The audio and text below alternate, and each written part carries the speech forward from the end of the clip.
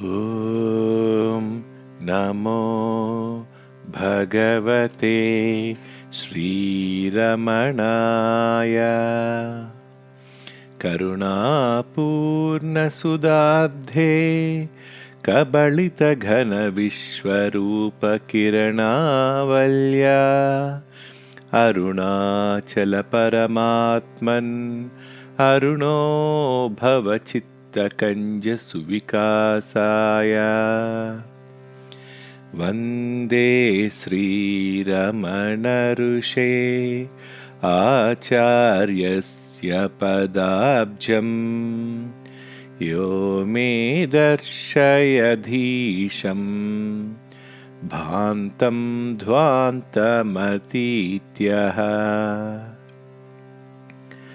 अखण्डसच्चिदानन्दे परब्रह्मण्यलौकिके विलसन्तं गुरुं नौमिं सर्वदा हृद्यहं भजे. Day by Day with Bhagavan, episode number 6, 29/12/1945, morning. Mr. Vishwanatha Brahmachari brought a Tamil translation of Mr. C. Dikshitulu's Ramana Gopala and Bhagavan perused it. Night. Mr. P. C. Desai introduced Mr. P. C. Devanji, retired sub-judge, who was returning from Trivandrum, where he had presided over a section of the philosophical conference. Mr. Devanji asked Bhagavan, what is the easiest way to attain one-pointedness of mind? Bhagavan said, the best way is to see the source of the mind. See if there is such a thing as the mind. It is only if there is a mind that the question of making it one-pointed will arise. When you investigate by turning inwards, you find there is no such thing as the mind.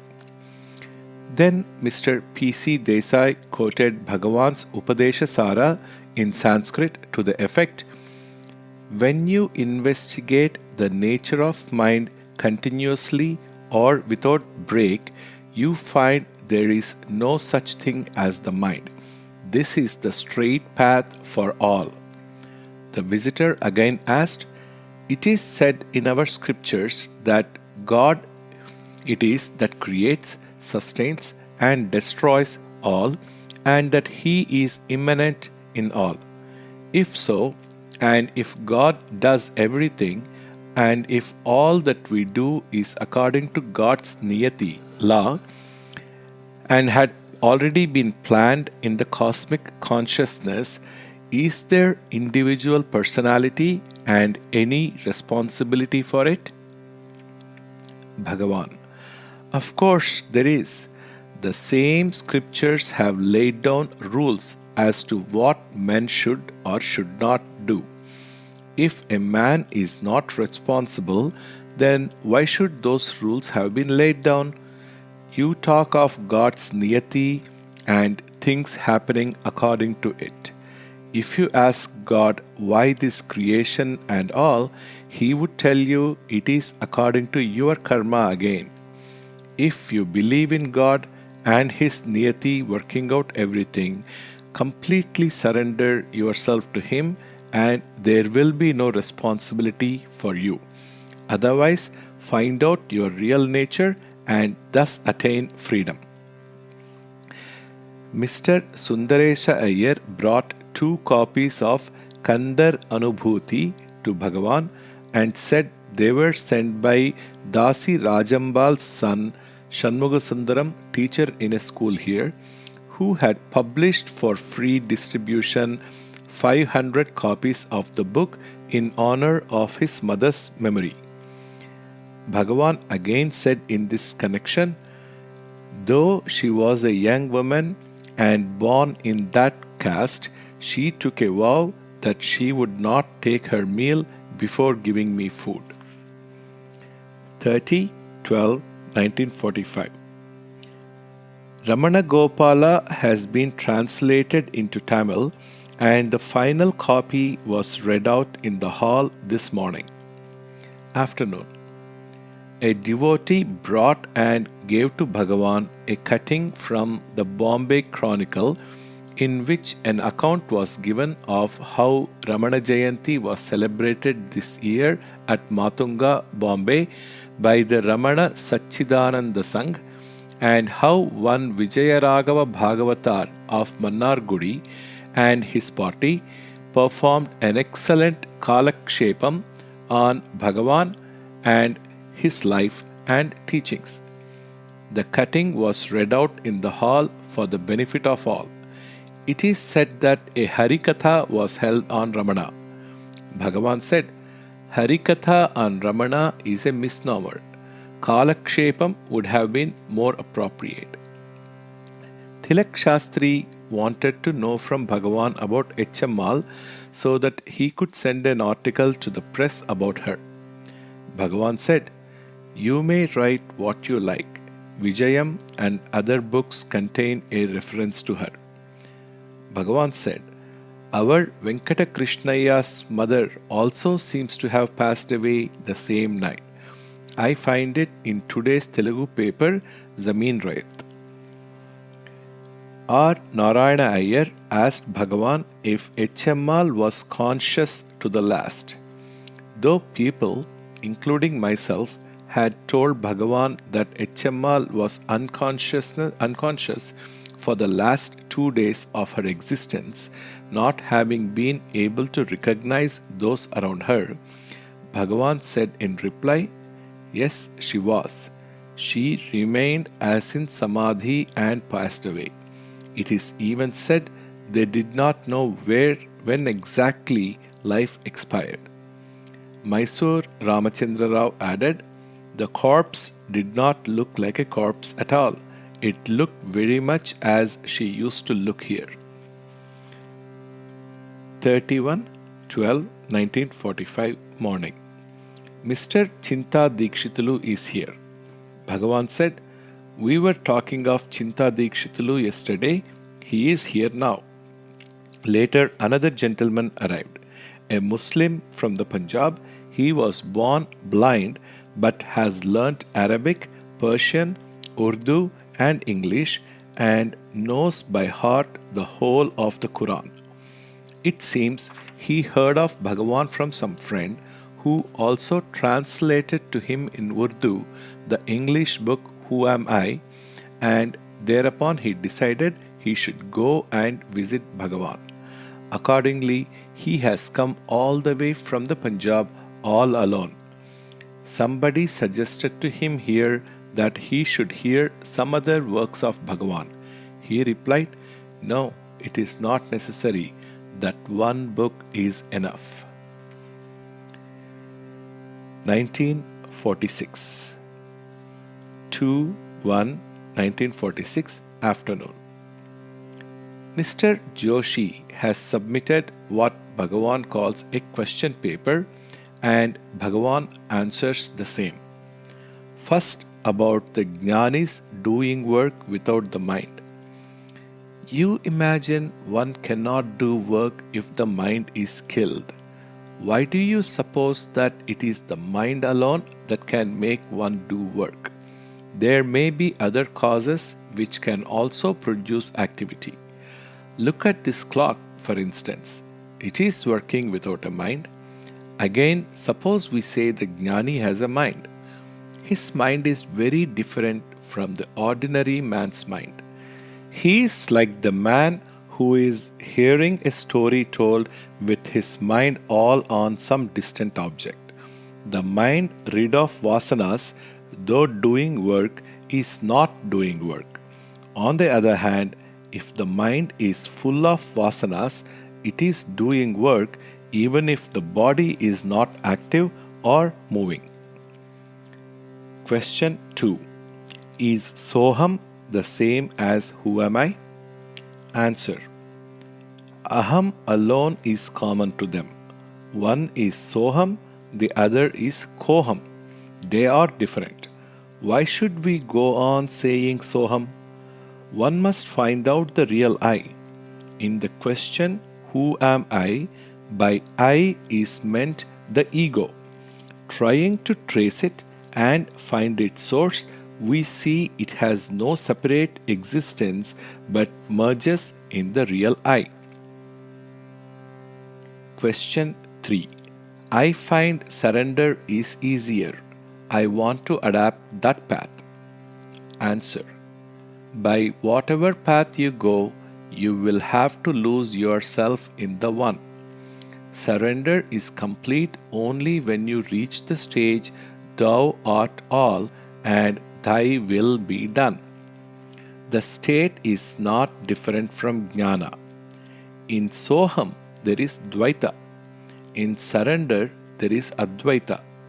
In the reality, there is neither Dvaita nor Advaita, but that which is. Surrender appears easy because people imagine that once they say with their lips, I surrender, and put their burdens on their Lord, they can be free and do what they like. But the fact is that you can have no likes or dislikes after your surrender, and that your will should become completely non existent, the Lord's will taking its place. Such death of the ego is nothing different from jnana. So, by whatever path you may go, you must come to jnana or oneness. Question 4. How am I to deal with my passions? Am I to check them or satisfy them? If I follow Bhagavan's method and ask to whom are these passions, they do not seem to die but grow stronger. Answer. That only shows you are not going about my method properly. The right way is to find out the root of all passions, the source whence they proceed, and get rid of that. If you check the passions, they may get suppressed for the moment, but will appear again. If you satisfy them, they will be satisfied only for the moment and will again crave satisfaction. Satisfying desires and thereby trying to root them out is like trying to quench fire by pouring kerosene oil over it. The only way is to find the root of desire and thus remove it. Another visitor asked Bhagavan, if I try to make the who am I inquiry, I fall into sleep. What should I do? Bhagavan, persist in the inquiry throughout your waking hours. That would be quite enough. If you keep on making the inquiry till you fall asleep, the inquiry will go on during sleep also. Take up the inquiry again as soon as you wake up. Another visitor asked Bhagavan if it was not necessary that the Varnashrama differences should go if the nation was to progress. Bhagavan, how can one say whether it is necessary or not necessary? I never say anything on such subjects. People often come and ask me for my opinion on Varnashrama. If I say anything, they will at once go and publish in the papers, so and so also is of such and such an opinion. The same scriptures which have laid down Varnashrama Dharma have also proclaimed the oneness of all life and Abheda Buddhi as the only reality. Is it possible for anyone to teach a higher truth than the unity or oneness of all life? There is no need for anyone to start reforming the country or the nation before reforming himself. Each man's first duty is to realize his true nature. If after doing it he feels like reforming the country or nation, by all means let him take up such reform. Ram Tirtha advertised, wanted reformers, but reformers who will reform themselves first. No two persons in the world can be alike or can act alike. External differences are bound to persist, however hard we may try to obliterate them. The attempts of so called social reformers to do away with such classes or divisions as Varnashrama has created have not succeeded, but have only created new divisions and added a few more castes or classes to the already existing ones, such as the Brahmo Samajists and the Arya Samajists. The only solution is for each man to realize his true nature. Another visitor asked, Jnanis generally retire from active life and do not engage in any worldly activity. Bhagavan, they may or may not. Some, even after realizing, carry on trade or business or rule over a kingdom. Some retire into forests and abstain from all acts except those absolutely necessary to keep life in the body. So we cannot say all jnanis give up activity and retire from life. Visitor, I want to know if Bhagavan can give concrete examples like the butcher Dharmavyadha mentioned in our books of jnanis now living and doing their ordinary daily work in life. Bhagavan did not answer. Visitor, is renunciation necessary for self-realization? Bhagavan, renunciation and realization are the same. They are different aspects of the same state. Giving up the non-self is renunciation. Inhering in the self is the jnana or self-realization. One is the negative and the other the positive aspect of the same single truth. Bhakti, jnana, yoga are different names for self-realization or mukti, which is our real nature. These appear as the means first. They eventually are the goal. So long as there is conscious effort required on our part to keep up bhakti, yoga, dhyana, etc., they are the means. When they go on without any effort on our part, we have attained the goal. There is no realization to be achieved. The real is ever as it is. What we have done is we have realized the unreal, that is, taken for real the unreal. We have to give up that. That is all that is wanted. Visitor, how has the unreal come? Can the unreal spring from the real? Bhagavan, see if it has sprung. There is no such thing as the unreal from another standpoint. The self alone exists. When you try to trace the ego, based on which alone the world and all exist, you find the ego does not exist at all, and so also all this creation. 3/1/1946 afternoon. When I entered the hall, Bhagavan was already answering a question which I gathered was to the effect, is the theory of evolution true? And Bhagavan said, the trouble with all of us is that we want to know the past, what we were, and also what we will be in the future.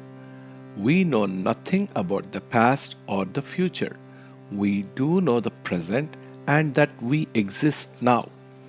Both yesterday and tomorrow are only with reference to today. Yesterday was called today in its time, and tomorrow will be called today by us tomorrow. Today is ever present.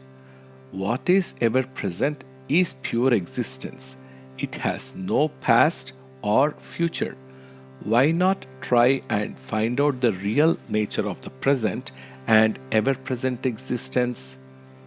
Another visitor asked, "The present is said to be due to past karma. Can we transcend the past karma by our free will now?" Bhagavan, see what the present is as I told you.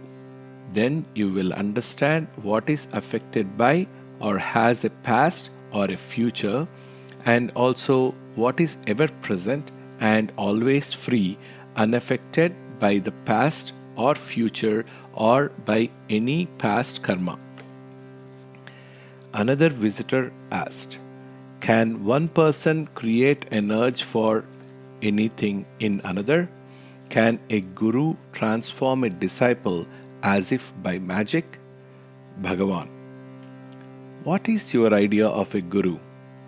You think of him in human shape as a body of certain dimensions, colors, etc. A disciple after enlightenment told his guru, "I now realize you lived in my innermost heart as the one reality in all my countless births and have now come before me in human shape and lifted this veil of ignorance. What can I do for you in return for such great kindness?" And the Guru said, "You need not do anything. It is enough if you remain as you are in your real state. This is the truth about the Guru." Mr. Joshi put 5 questions. I give below the questions and Bhagavan's answers. Question 1. Should I go on asking who am I without answering? Who asks whom? Which bhavana, attitude should be in the mind at the time of inquiry? What is I, the self or the ego? Answer. In the inquiry, who am I is the ego. The question really means, what is the source or origin of this ego? You need not have any bhavana in the mind. All that is required is you must give up the bhavana that you are the body of such and such a description, with such and such a name, etc. There is no need to have a bhavana about your real nature. It exists as it always does. It is real and no bhavana. Question 2.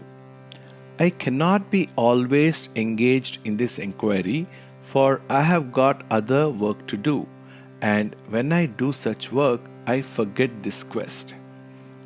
Answer. When you do other work, do you cease to exist? You always exist, do you not? Question 3.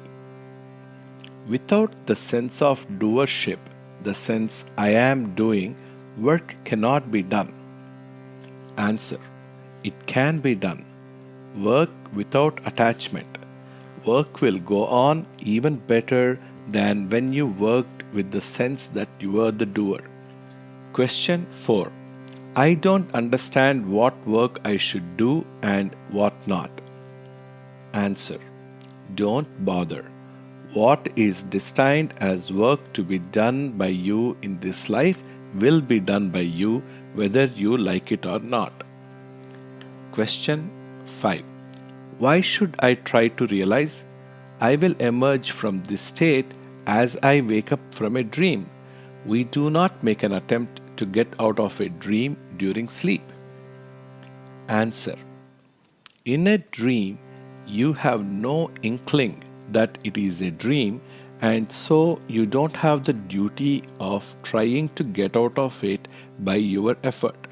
But in this life, you have some intuition by your sleep experience, by reading and hearing, that this life is something like a dream, and hence the duty is cast on you to make an effort and get out of it.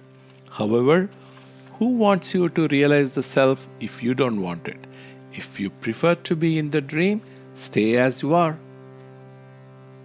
With reference to question 4, Mrs. P.C. Desai, quoting the Bhagavad Gita, asked Bhagavan, "If As Arjuna was told, there is a certain work destined to be done by each, and we shall eventually do it, however much we do not wish to do it or refuse to do it. Is there any free will? Bhagavan said, "It is true that the work meant to be done by us will be done by us, but it is open to us to be free from the joys or pains, pleasant or unpleasant consequences of the work, by not identifying ourselves with the body or that which does the work. If you realize your true nature and know that it is not you that does any work, you will be unaffected by the consequences of whatever work the body may be engaged in according to destiny or past karma or divine plan, however you may call it. You are always free and there is no limitation of that freedom." 4/1/1946 morning. Among the letters etc. received was a small pamphlet called Divine Grace Through Total Self-Surrender by Mr. D.C. Desai. Bhagavan read out to us a few extracts from it, namely the following quotation from Paul Brunton: "I remain perfectly calm and fully aware of who I am and what is occurring. Self still exists, but it is a changed, radiant self. Something that is far superior to my unimportant personality rises into consciousness and becomes me. I am in the midst of an ocean of blazing light. I sit in the lap of holy bliss." And also the following: "Divine grace is a manifestation of the cosmic free will in operation. It can alter the course of events in a mysterious manner through its own unknown laws, which are superior to all natural laws, and can modify the latter by interaction. It is the most powerful force in the universe. It descends and acts only when it is invoked by total self-surrender. It acts from within because God resides in the heart of all beings. Its whisper can be heard only in a mind purified by self-surrender and prayer." Paul Brunton describes its nature as follows: "Rationalists laugh at it and atheists scorn it, but it exists. It is a descent of God into the soul's zone of awareness. It is a visitation of force unexpected and unpredictable. It is a voice spoken out of cosmic silence. It is cosmic will which can perform authentic miracles under its own laws." Afternoon. Dr. Syed read out to Bhagavan a Sufi story from this month's vision, whose moral is that there must be implicit, unquestioning faith in and obedience to the Master's direction. When all others would not obey Muhammad Ghazni's command to destroy a precious gem of his, one servant unhesitatingly destroyed it, and when taken to task for it by the others, said, "Nothing is more precious to me than my master's command." I was reminded by this of the following incident in Ramanuja's life, and so related it to Dr. Syed and others. It seems God Ranganatha was being taken out in procession in Srirangam, and Ramanuja called out to a disciple to come out and see the procession. The disciple was boiling Ramanuja's milk and would not come out however often he was called, and later explained to his master, "Ranganatha is your master and he is important to you. You alone are important to me, and I couldn't leave off your service, that is boiling milk for you, to go and see Ranganatha." With reference to Bhagavan's answer to Mrs. Desai's question on the evening of 3/1/46, I asked him, are only important events in a man's life, such as his main occupation or profession, predetermined, or trifling acts in his life, such as taking a cup of water or moving from one place in the room to another, also predetermined? Bhagavan, yes, everything is predetermined. I, then what responsibility, what free will has man? Bhagavan, what for then does the body come into existence? It is designed for doing the various things marked out for execution in this life. The whole program is chalked out. அவன் நரி ஒரு அணும் அசையாது, not an atom moves except by his will, expresses the same truth whether you say avannari asayadu, does not move except by his will, or karma minari asayadu, does not move except by karma. As for freedom for man, he is always free not to identify himself with the body and not to be affected by the pleasures or pains consequent on the body's activities. 5/1/46 afternoon. When I entered the hall, Bhagavan was answering some question saying, there is no difference between dream and the waking state except that the dream is short and the waking long. Both are the result of the mind. Because the waking state is long, we imagine that it is our real state. But as a matter of fact, our real state is what is sometimes called Turiya, or the fourth state, which is always as it is and knows nothing of the three avasthas, namely waking, dream, or sleep. Because we call these three avasthas, we call the fourth state also Turiya Avastha. But it is not an avastha, but the real and natural state of the self. When this is realized, we know it is not a Turiya or fourth state, for a fourth state is only relative, but Turiyatita, the transcendent state called the fourth state. A visitor asked Bhagavan, priests prescribe various rituals and pujas, and people are told that unless they properly observe these with fasts, feasts, etc., sin will accrue and so on. Is there any necessity to observe such rituals and ceremonial worship? Bhagavan, yes, all such worship is also necessary. It may not be necessary for you, but that does not mean it is necessary for nobody and is no good at all.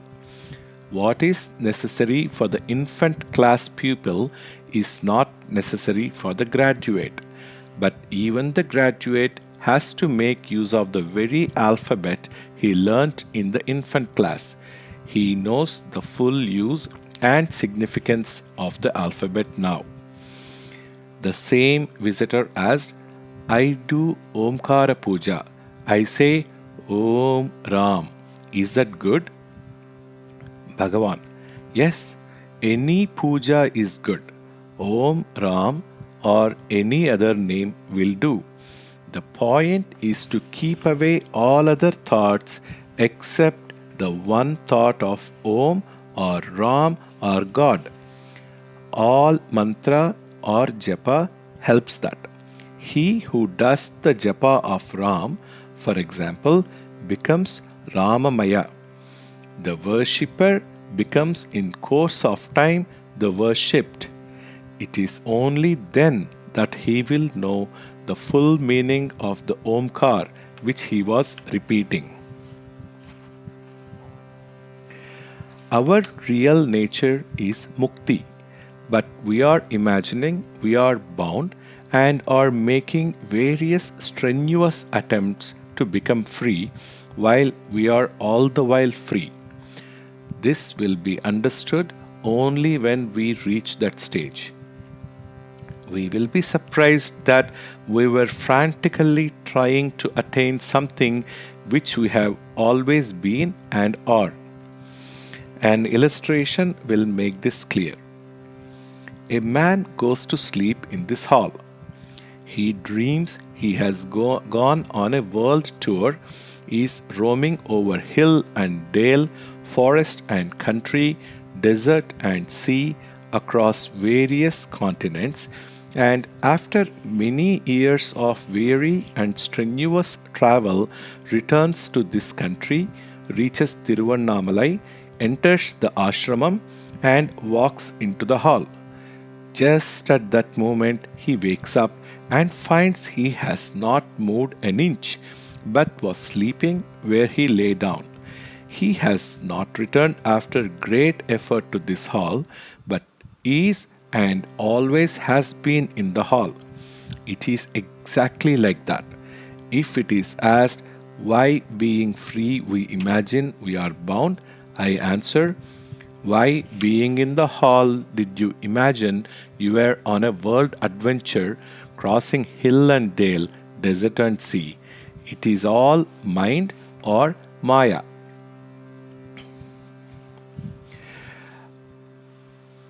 Another visitor who said that he was from Sri Aurobindo's ashram asked Bhagavan, but we see pain in the world.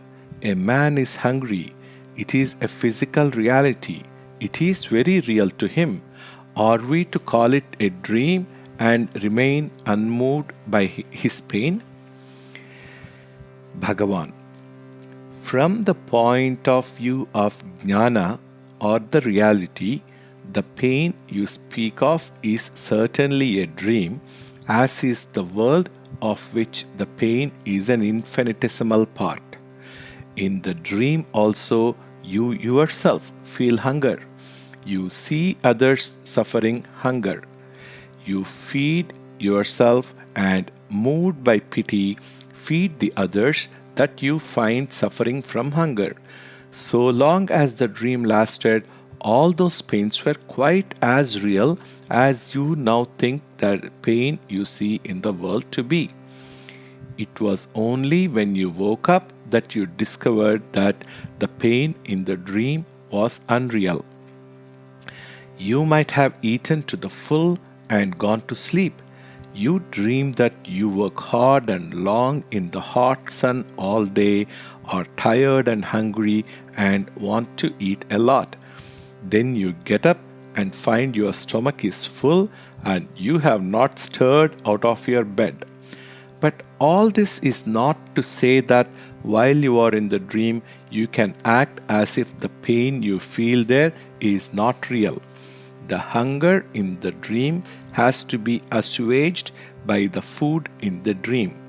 The fellow beings you found in the dream so hungry had to be provided with food in that dream. You can never mix up the two states, the dream and the waking state. Till you reach the state of jnana and thus wake out of this maya, you must do social service by relieving suffering wherever you see it. But even then you must do it, as we are told, without ahankara, that is, without the sense I am the doer, but feeling I am the Lord's tool. Similarly, one must not be concerned I am helping a man below me, he needs help, I am in a position to help, I am superior and he inferior. But you must help the man as a means of worshipping God in that man. All such service too is for the self, not for anybody else. You are not helping anybody else but only yourself. Mr. T.P. Ramachandra Iyer said in this connection, there is the classic example of Abraham Lincoln, who helped a pig to get out of a ditch and in the process had himself and his clothes dirtied. When questioned why he took so much trouble, he replied, I did it to put an end not so much to the pig's trouble as to my own pain in seeing the poor thing struggle to get out of the ditch. Mr. Joshi asked, I am a householder. I have dependents and obstacles in the way of my spiritual progress. What should I do? Bhagavan, see whether those dependents and obstacles are outside you, whether they exist without you. Joshi, I am a beginner. How should I start? Bhagavan, where are you now? Where is the goal? What is the distance to be covered? The self is not somewhere far away to be reached. You are always that. You have only to give up your habit, a long standing one, of identifying yourself with the non self. All effort is only for that. By turning the mind outwards, you have been seeing the world, the non self. If you turn it inwards, you will see the self.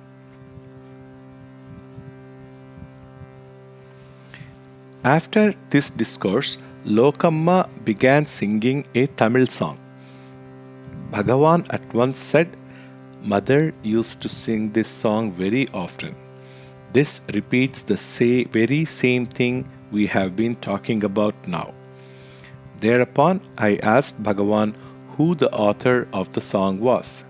He said, Avudai Ammal. She has composed a great many songs. They are very popular in those parts, Madhura and other nearby districts. Some of them have been published. Still, so many remain unpublished.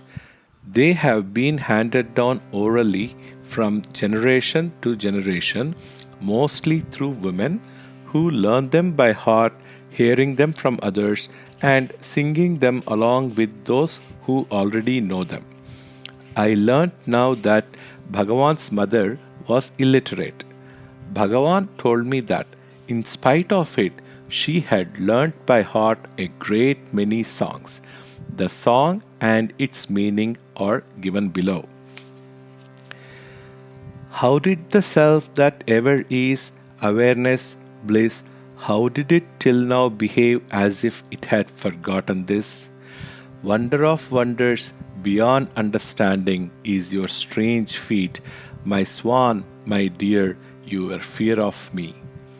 Mind learning, knowing and forgetting, body begotten, begetting and then dying, whence these impurities in purity?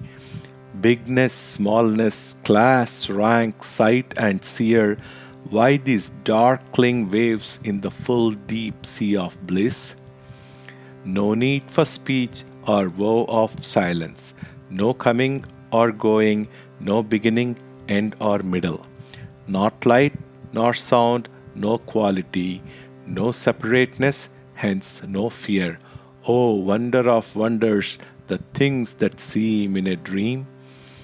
In and out, high and low, and all the 10 directions, lost in light illimitably vast, unbroken, unsupported, full and calm, pure awareness, bliss immutable, the once remote, long longed for goal, now here, joy, joy.